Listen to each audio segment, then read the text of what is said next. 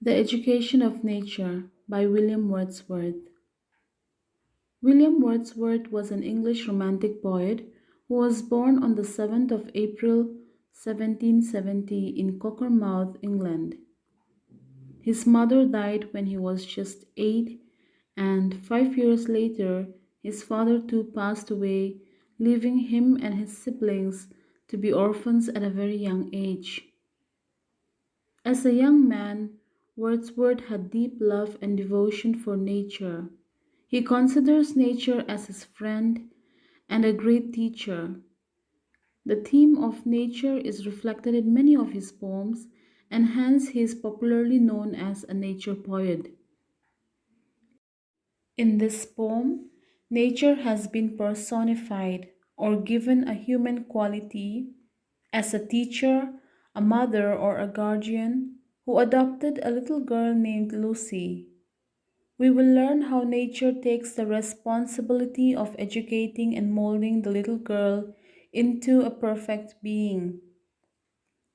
This poem, The Education of Nature, has been taken from the collection of poems called the Lucy Poems, which he wrote between 1798 and 1801 when he was in Germany. It has been called the Lucy Poems because Wordsworth has used the name Lucy in all the 5 poems. But whether Lucy was based on a real person or an imaginary character has long been a matter of debate among scholars, because the poet himself never revealed the detail of her original identity. But this lyrical elegy is believed to be written based on the untimely death of his 3-year-old daughter Catherine due to convulsion or polio.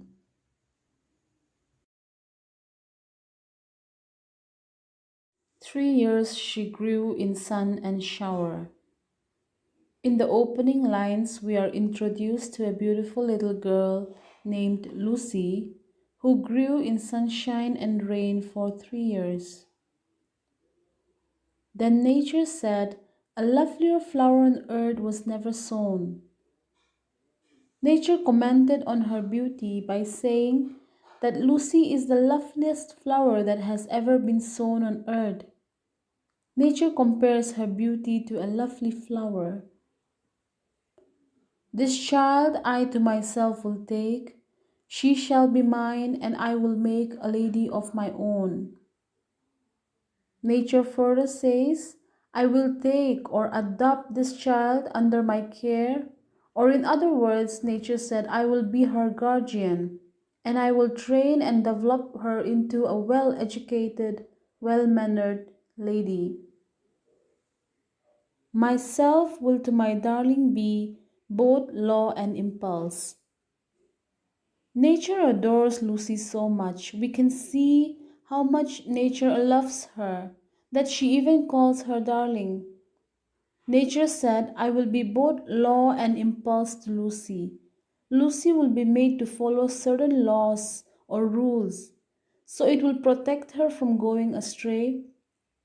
An impulse means that nature will teach her to restrain or to have self control over evil deeds, actions, or thoughts.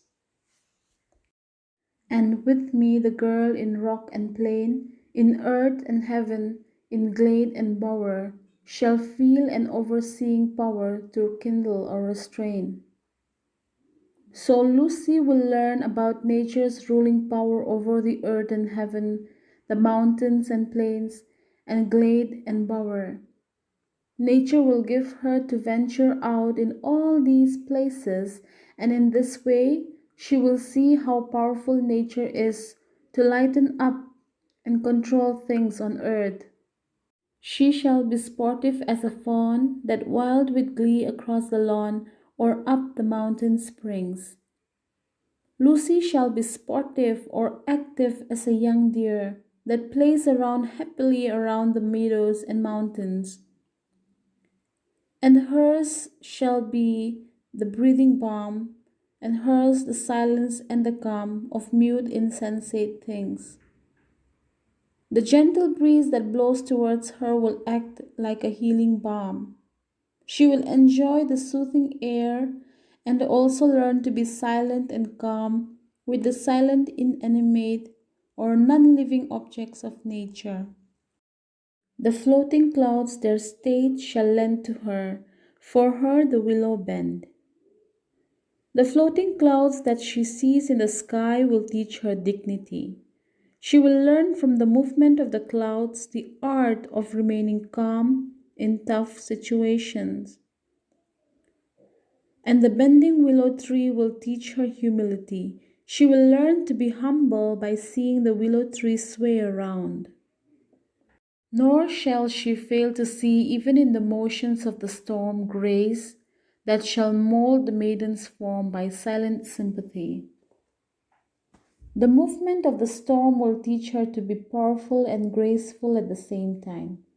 She will learn to carry herself gracefully even in tough situations, and she will be molded by nature without Lucy's knowledge of it.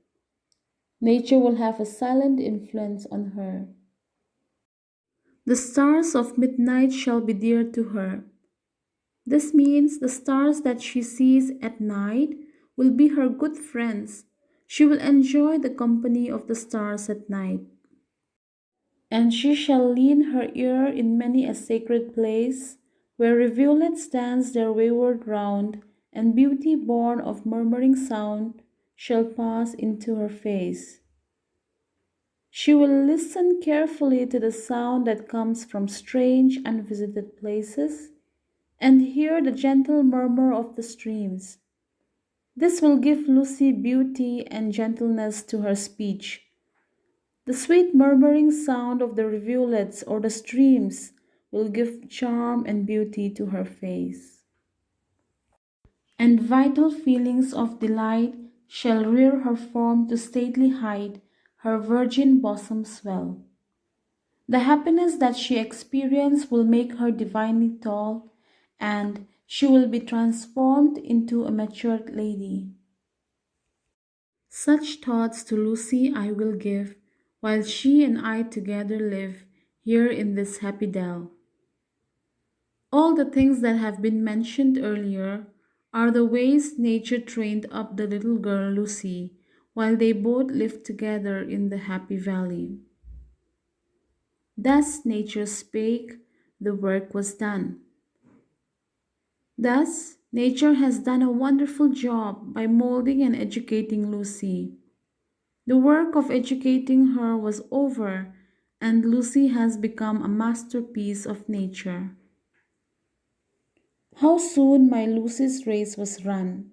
She died and left to me this heath, this calm and quiet scene. But unfortunately, Lucy's life was cut short. The poet says, "She died and left me alone in this dry and cultivated piece of land." When she died, all that she left behind was the lonely, empty, and quiet scene. The memory of what has been and never more will be. The poet is greatly grieved and sad. He is left with the memories of Lucy, he is left with the memories of the past, which he will never be able to bring back. So the poem ends with a melancholic tone.